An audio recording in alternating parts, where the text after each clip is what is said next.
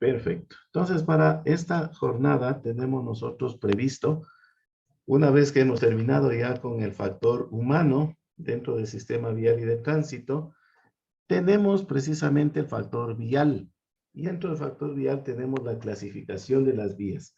Ustedes en su módulo, que les invito nuevamente, les motivo a que revisemos, por favor. Esa es la actividad, la tarea que ustedes deben desarrollar permanentemente, semana a semana. El contenido de las páginas 19 hasta la página 20, 25. Ustedes tienen precisamente toda la información referente a lo que son las vías. Y precisamente se habla de las vías como el elemento material en el tránsito. Justamente hablando de este tema de las vías, tenemos precisamente que recordar que es el elemento acondicionado precisamente para la circulación peatonal, vehicular y animal, ¿no? ¿Por qué hay circulación peatonal dentro de las vías? Nos preguntamos, ¿no? Porque existen lugares adecuados precisamente para la circulación de los peatones, zonas de seguridad vehicular de aquellos vehículos, no solamente a motor. Ustedes saben, existen también vías para las bicicletas y por supuesto para los animales. En este caso tenemos que recordar y reconocer que el elemento más importante del tránsito es la vía, y para su mejor estudio nosotros lo hemos clasificado. Bueno, aparte que ustedes aquí tienen el mapa vial en el Ecuador, que ya voy a proceder a mostrarles con un poquito más de precisión, ¿no? Las vías terrestres precisamente nos hablan de aquellas que son determinadas como elemento acondicionado para la circulación, como dije, peatonal, vehicular y animal. Se considera vía toda avenida, calle, carretera, camino o lugar que se destina para el tránsito, tanto público como privado. Y por supuesto, estas a su vez se clasifican en vías urbanas y vías rurales, fundamentalmente, ¿no? Adicionalmente tenemos una clasificación, por eso depende de los autores, ¿no? Y hemos considerado también las vías perimetrales y por supuesto las autopistas. Dentro de la vía urbana, tenemos que manifestar que la vía urbana se caracteriza porque se encuentra dentro de una ciudad o de población. Dentro de la clasificación de la vía urbana, tenemos que se clasifica esta de acuerdo a su estructura, a su afluencia vehicular y al sentido de circulación. Bueno, ¿de qué se trata todo esto, no? De acuerdo a su estructura, las vías se van a clasificar en calles y avenidas, ¿no? Teniendo en cuenta que la calle es una vía pública destinada para el tránsito de personas y vehículos dentro de una población y que se compone de aceras y calzadas. Esa es precisamente lo que conocemos como la calle. ¿Cómo está definida la avenida?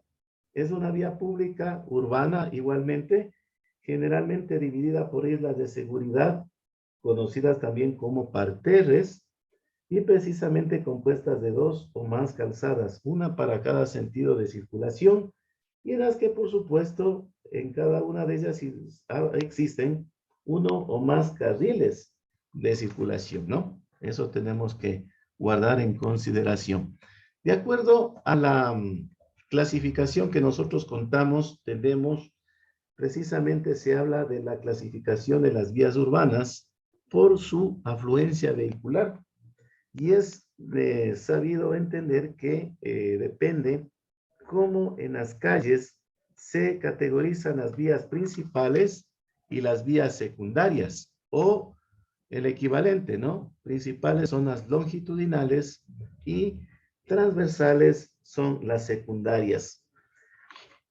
Eso depende cómo sea determinado, por supuesto, claro está, el departamento de planificación de la respectiva institución municipal que está a cargo de la actualidad de la competencia de tránsito, ¿no? Tenemos también que decir que se clasifican también por el sentido de circulación. Como les dije, ¿no? La avenida puede tener uno o varios carriles de circulación y claro está, el sentido de circulación puede indicar que en una vía urbana sea en un sentido o en doble sentido. Asimismo, pueden tener, dependiendo de la planificación territorial, justamente cómo se define todos y cada uno de los sentidos de las vías. Por ejemplo, tenemos nosotros acá la avenida principal en la ciudad de Riobamba, la avenida Daniel León Borja, que precisamente cuenta con algunas restricciones para la circulación, y en ella tenemos un carril de sentido sur-norte, o más específicamente sería sureste a noroeste, porque la ciudad tiene una inclinación hacia el lado oeste, y el sentido de bajada que es del sector del noroeste hacia el sureste.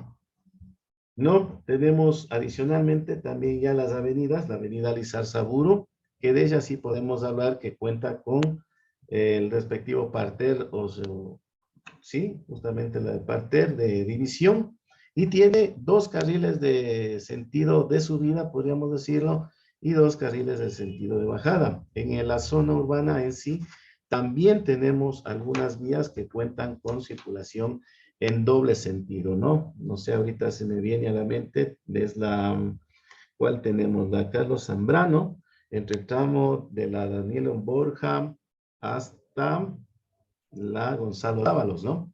Entonces hay que un poquito también hacer referencia con lo que nosotros tenemos precisamente en las vías.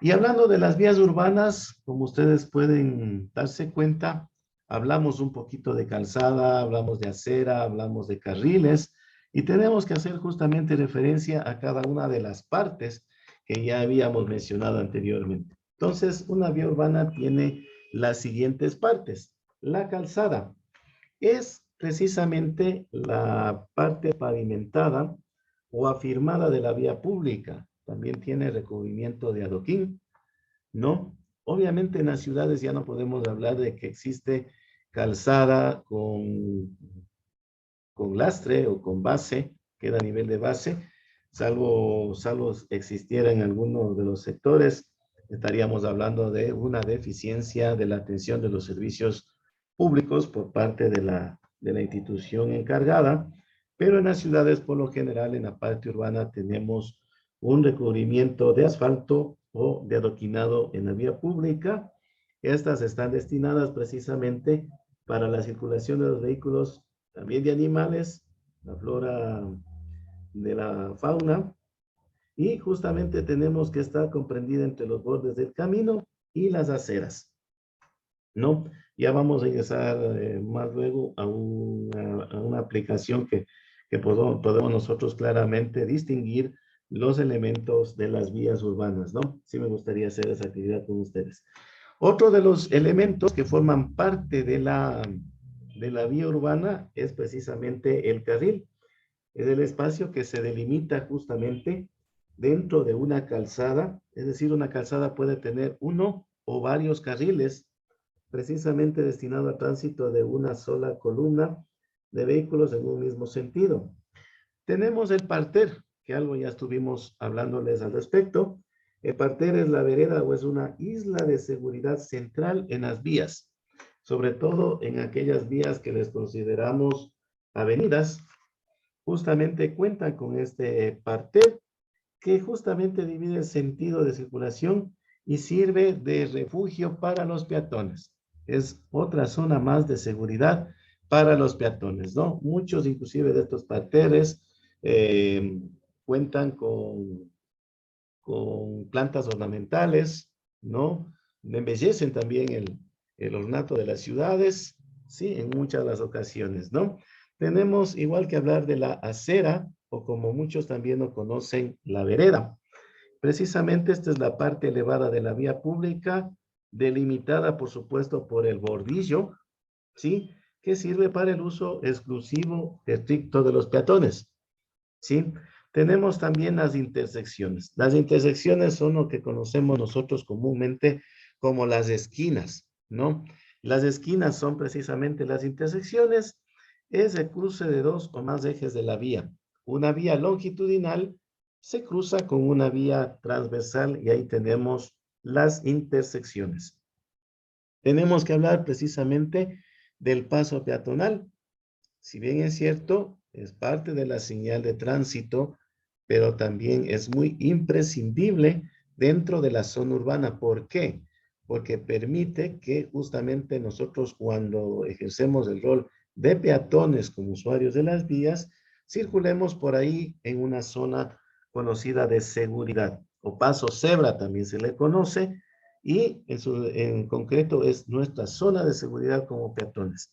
Es el área de la vía pública que se encuentra marcada sobre la calzada destinada precisamente para el paso de peatones. Adicionalmente existe lo que se conoce la línea de parada. Es una línea que se encuentra pintada sobre la calzada en las intersecciones, por lo general, 1 metro antes del paso cebra.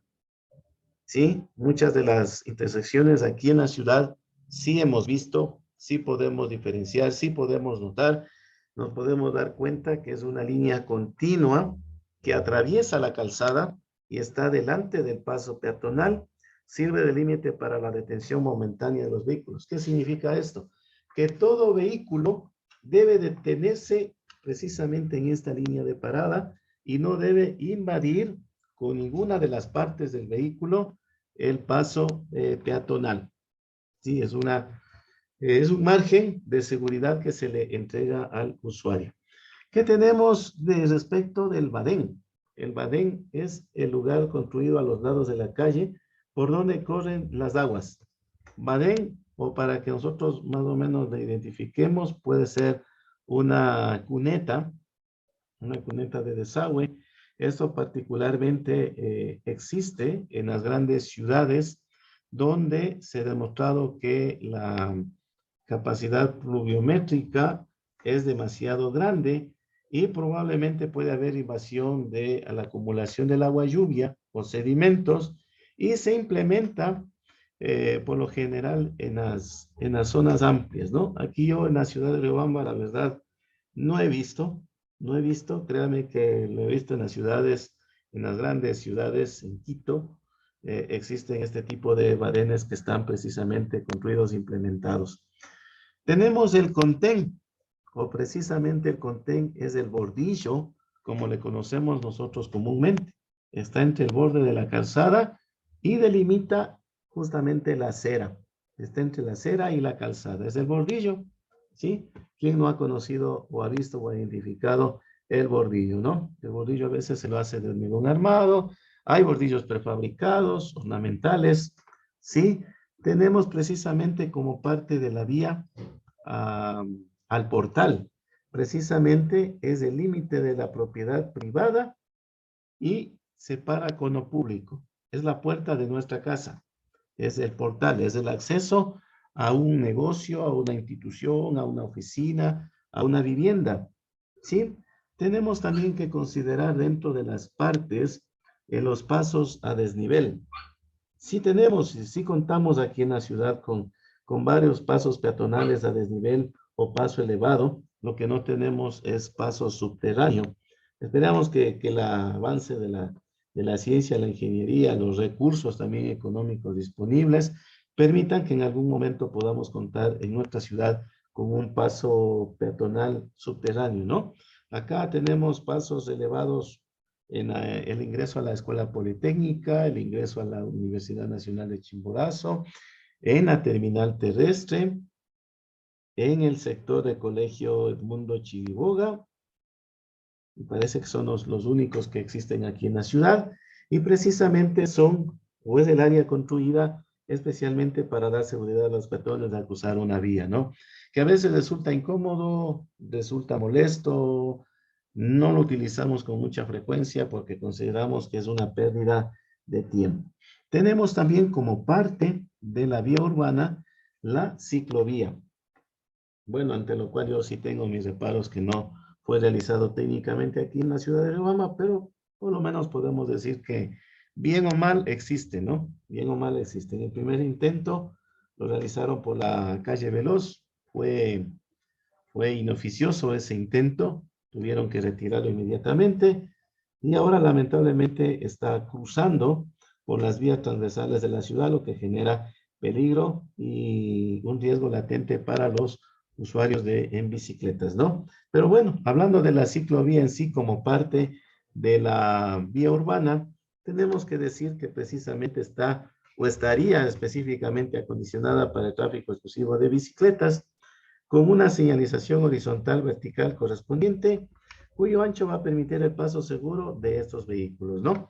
Tiene que estar normado precisamente bajo lo que establece la ley. Eso en cuanto tiene que ver a las vías urbanas. Ahora bien, las vías perimetrales, o también podemos conocerla como pasos laterales, ¿no? Pasos laterales en las ciudades, estas precisamente se encuentran fuera del perímetro urbano, son vías de descongestionamiento vial, como ustedes pueden darse cuenta. Este tipo de vías perimetrales sirven más para transporte pesado, ¿sí? Precisamente, o aquellos vehículos de servicio intra e interprovincial que no tienen como destino, por ejemplo, nuestra ciudad, ¿sí? Se los obliga a utilizar esta vía perimetral o este paso lateral, ¿no? Inicialmente en la ciudad de Riobamba teníamos el paso lateral, que era la avenida Monseñor Leonidas Proaño. Ahora le hicieron una nueva variante en este sector que aproximadamente sale desde Fapani hasta el sector del partidero Alicán. Entonces, esas novedades tenemos, pese a que no se da una buena infraestructura precisamente para la utilización de estos vehículos pesados, ¿no? Que si bien es cierto, deben estar fuera de los límites urbanos, pero también hay que prestarle las condiciones adecuadas. Como ustedes pueden ver acá en la gráfica, es una vía que cuenta con toda la infraestructura de buena calidad, con iluminación, con señalización horizontal y vertical, y en buen estado su capa de rodadura. Tenemos que también referirnos a las vías terrestres como aquellas vías rurales, y su nombre lo indica, ¿no? Van a estar fuera de los límites urbanos. Y estas vías rurales son precisamente generalmente de doble sentido de circulación, ¿no? Depende cómo se las concibió en un inicio para su construcción, qué población están atendiendo y por supuesto la zona de cobertura, cuál es la que justamente cubren, ¿no? La clasificación de estas vías tenemos la internacional, nacional, regional y local. Tal vez para nosotros sea más conocido, un poquito más conocido, la vía rural local, ¿no? Es probablemente muy circulada, utilizada por nosotros, tal vez por temas de índole comercial, personal, laboral, que acudimos a utilizarlas con mayor frecuencia, ¿no? Eso no quita que hayamos circulado por vías rurales internacionales, nacionales y regionales también. Las carreteras internacionales son aquellas que comunican justamente dos países fronterizos, ¿no? La conocida como Panamericana. Tenemos también las carreteras nacionales. Estas carreteras nacionales sirven para comunicar los puntos más importantes de un país y recorren grandes distancias dentro del mismo. ¿Qué quiere decir? Van a comunicar entre las cabeceras provinciales, ¿no? Estamos hablando de la troncal principal, la E35, el tramo Riobamba Ambato, Ambato Latacunga Quito, Quito Ibarra, y más hacia el norte, ¿no? Tenemos también las carreteras regionales, son aquellas que comunican precisamente una población con otra de la misma región. Aquí estamos hablando, por ejemplo, de la troncal amazónica.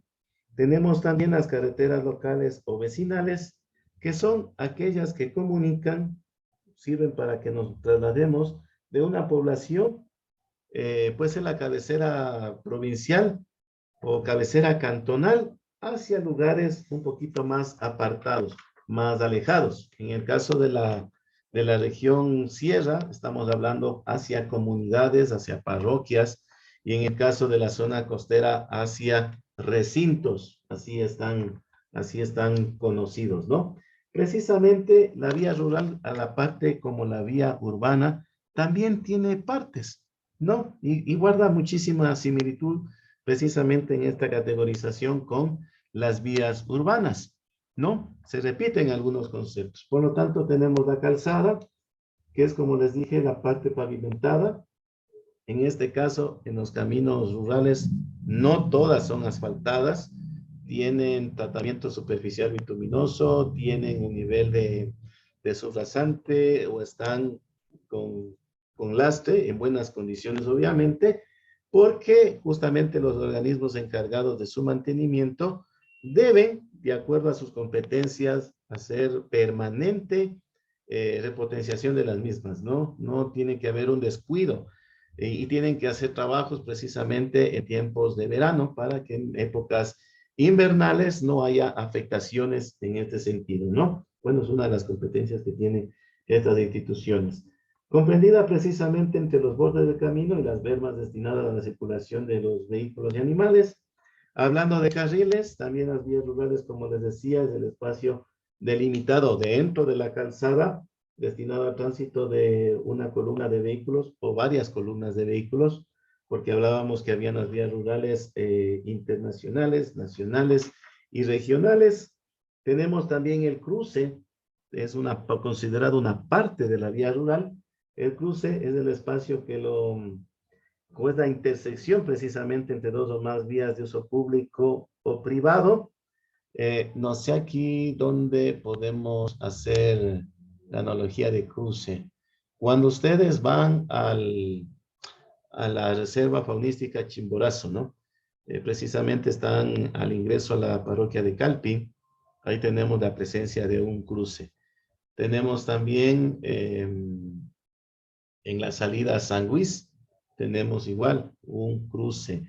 Tenemos por acá, por el sector oriental, la salida a Penipe, el ingreso a la parroquia de Quimia, Cubijíes, también tenemos un cruce. Entonces, son parte precisamente, se conecta o realiza la interconexión entre los diversos caminos. Cuesta, más que parte, es una característica con la que cuenta la vía, pero está acá, es el tramo de la vía con gradientes. ¿Qué son las gradientes? Son las inclinaciones de la vía, ¿no?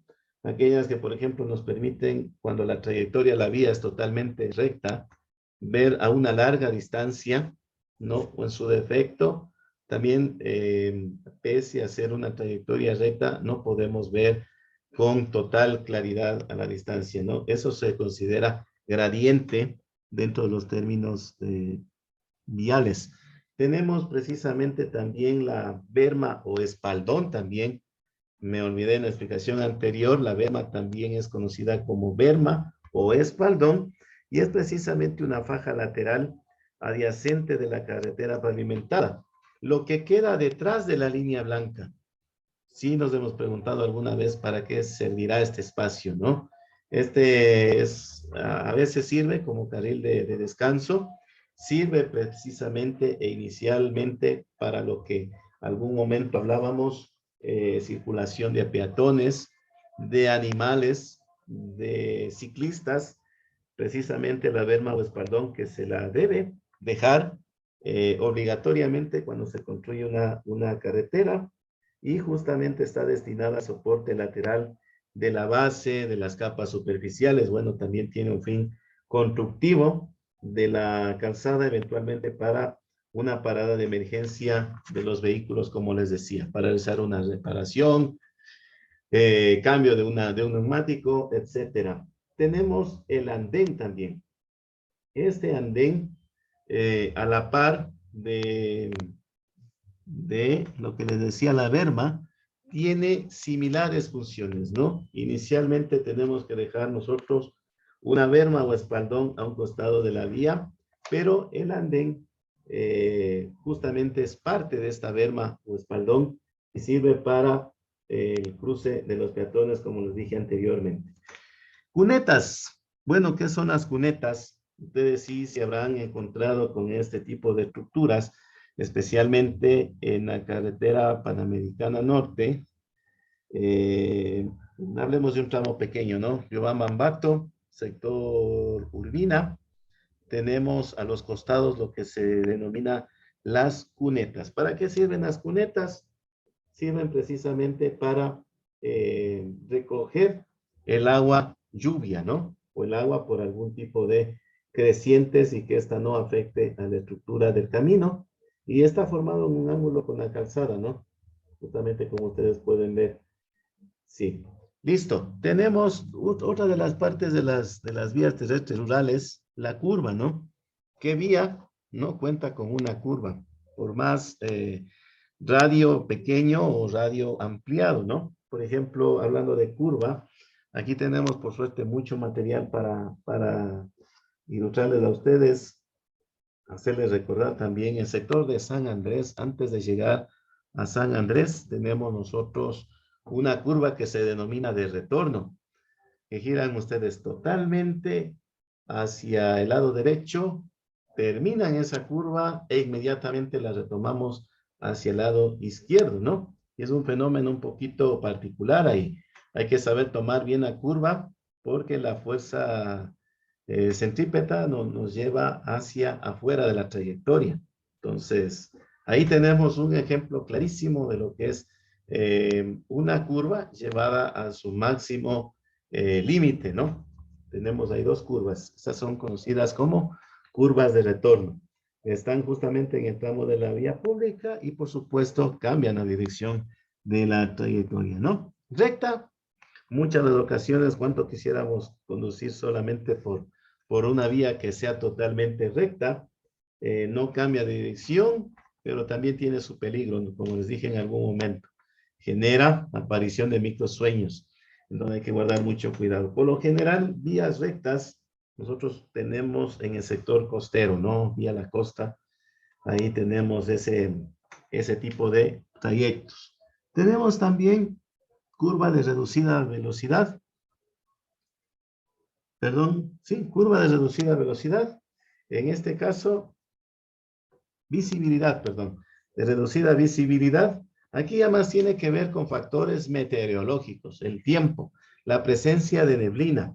Es un tramo de la vía que debido a la configuración no permite ver de pronto el ancho total de la calzada. Hay zonas características aquí en la provincia de Chimborazo. No sé si ustedes han viajado hacia el austro ecuatoriano. Tenemos una presencia permanente de la neblina en el tramo entre Tixán, Tixán a Chunchi, Chut. Ese tramo de que permanentemente está con presencia de neblina y justamente eh, no permite ver algunas características, como les digo, ¿no? El ancho total de la calzada, identificar a los vehículos que vienen en sentido contrario, probablemente nos dificulta ver detrás lo que viene y por supuesto, para poder realizar maniobras con seguridad, usted está precisamente obligado como buen conductor, en este caso, a moderar un poquito la velocidad, invadir el carril contrario cuando esté totalmente seguro y cambiar también las marchas, ¿no? Ayudando un poquito a la máquina para esa maniobra. Bueno, eso es un poquito también parte de teoría de la conducción. Estamos hablando de la rasante. Y bueno, ¿qué es la rasante? Yo algo ya les había mencionado respecto a la rasante, justamente la inclinación sobre la horizontal de un tramo de vía. El cambio de rasante precisamente es la inclinación sobre la horizontal de un tramo de la vía. Espero en una próxima sesión poder mostrarles este detalle gráficamente. Tenemos cambio de rasante de visibilidad igual, reducida, es precisamente un cambio de rasante que debido a la configuración nos impide de la misma manera la visibilidad de los vehículos en uno u otro sentido que van a circular por la rasante contraria. No vamos a ver a una distancia totalmente adecuada. Vamos a tener que manejar con moderada velocidad, con precaución y de preferencia tampoco invadir el sentido contrario, ¿no? Igual que las vías rurales, perdón, en las vías urbanas, en las vías rurales también se habla de la ciclovía, y es verdad, ¿no? En algunas ciudades sí hemos visto que existe la ciclovía, ¿no? Acondicionada para el tráfico de las bicicletas, con la debida señalización horizontal y vertical, cuyo ancho justamente va a permitir el paso seguro de estos vehículos, donde se puede construir, porque eso también es otro aspecto, otro limitante para la infraestructura vial que se ha implementado en el país, ¿no? Algunos sectores, por ejemplo, acá en Atoncal Sierra, es zona montañosa, probablemente los trabajos de excavación, de relleno, de conformación de la vía, son muy onerosos, son muy costosos y de eso imposibilita precisamente que acá tengamos la construcción de vida de las ciclovías. Y finalmente, dentro de las partes de las vías rurales, estamos hablando precisamente de las autopistas, ¿no? Autopistas que son vías de varios carriles separados por parte central, sin cruces a nivel con acceso regulado y estacionamiento prohibido. En las autopistas queda totalmente prohibido el estacionamiento o parqueadero de cualquier unidad vehicular, ¿no? Adicionalmente a aquello,